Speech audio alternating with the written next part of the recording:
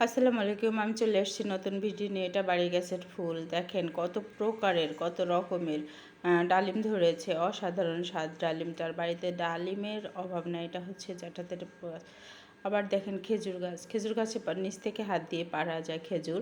খেজুর তো পাড়তে ইচ্ছাই করতেছিল। আমি আর আমার বোনের ছেলে পিচ্চিটা মিলে অনেক অনেক খেজুর পেড়েছি দুজন মিলে। খেজুর খেতে যে কি মজা সেটা যদি বুঝাইতে পারতাম। অনেক অনেক মজা খেজুরগুলো। যদিও এটা দেশি খেজুর, ছোট খেজুর, তারপরে অনেক মজা ছিল। দেখেন ছোট ছোট গাছ। এই গাছগুলো বাড়ির কাছে আমাদের এই গাছ।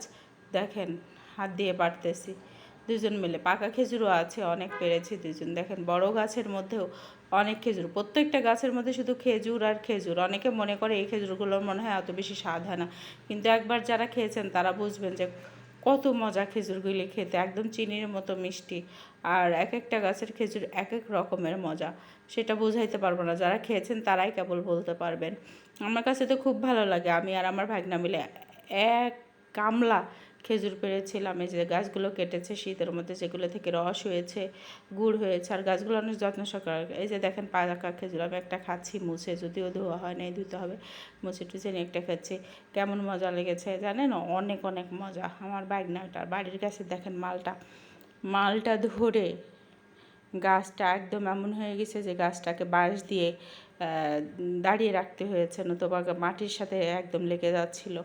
আর বাড়িতে তো সব কিছু খেতে একদম কোনো সারবিহীন, কোনো কিছুবিহীন, খুব মজা।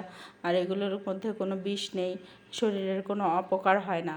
আমার তো খুব ইচ্ছা হয় মাঝে মধ্যে যে একবারে বাড়িতে চলে যাই, গিয়ে বাগান করি, নিজের হাতে সমস্ত কিছু, হাঁস মুরগি পালি, খুব সুন্দর একটা পরিবেশ। কিন্তু বাড়িতে যে পরিমাণে বিদ্যুৎ যায়, বিদ্যুতের ইয়েতে থাকতে হয় না। প্রচুর গরম, আমি গরম সহ্য করতে পারি না। আবার অনেক ঠান্ডাটাও আমি সহ্য করতে পারি না। জানি না কেন এই সমস্যাটা আমার, আমি অস্থির হয়ে যাই।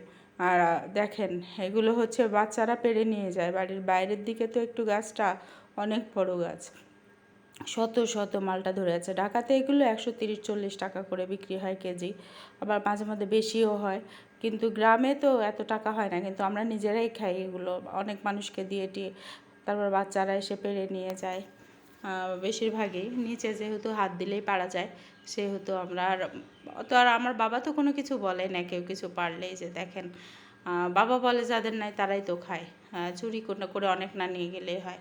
সবাই এসে খাওয়ার জন্য খাক, যতক্ষণ আছে ততক্ষণই তো খাবে। বাড়িতে ফলের কোনো অভাব নেই। কাঁঠাল এগুলো তো দেখাচ্ছি না। যে দেখেন পেয়ারা, বাড়ির ভিতরে পেয়ারা, প্রচুর পেয়ারা গাছ ধরেছে। পেয়ারাগুলো একদম পচে পচে মাটিতে পড়ে যাচ্ছে, তাও খাওয়ার মানুষ নাই। এত পরিমাণে পেয়ারা, অনেকে হলে হয়তো বাজারে বিক্রি করতো, কিন্তু বাজারে আমাদের ওইদিকে অত বেশি দাম নেই। এটা হচ্ছে দেশি পেয়ারা। আরেকটা আছে থাই পেয়ারা। এত মজা থাই পেয়ারাগুলো, প্রচুর ধরে। এগুলোকে আবার যদি এমনি রাখে তাহলে আবার পোকা হয়ে যায় ইদানিংকালে। এটা আমরা হচ্ছে যে দেখেন উঠানের মধ্যে কিভাবে জানি ডাঁটার বীজ পড়েছে, তারপরে আপনার পুঁই শাকের বীজ পড়েছে, তাতে এত পরিমাণে পুঁই শাকের ডাঁটা হয়েছে, কয়েকদিন খাওয়াও গেছে। আর এত মজা, কোনো সার টার ছাড়া। এই যে আমাদের বাড়ির রাস্তা দেখেন, মধ্যে দিয়ে রাস্তা, দুপাশে মাঠ, সবুজ আর সবুজ, চোখ জুড়িয়ে যায়।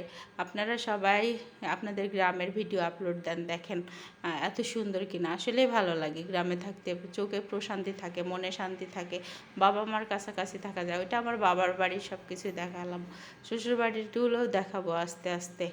আর দেখেন রাস্তাটা কত সুন্দর করে, ঢালাইয়ের রাস্তা। দুই পাশে একটু দূরে বাড়ি আছে, মাঠ শেষ হয়ে এসে।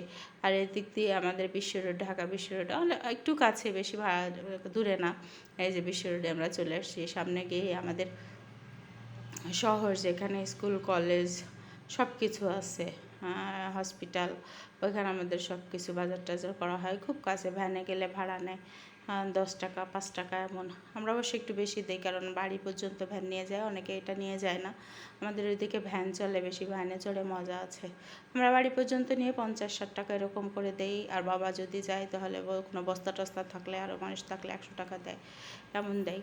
আর বাবা বলে ওরা তো কষ্ট করে গ্রামের ভিতরে আসে।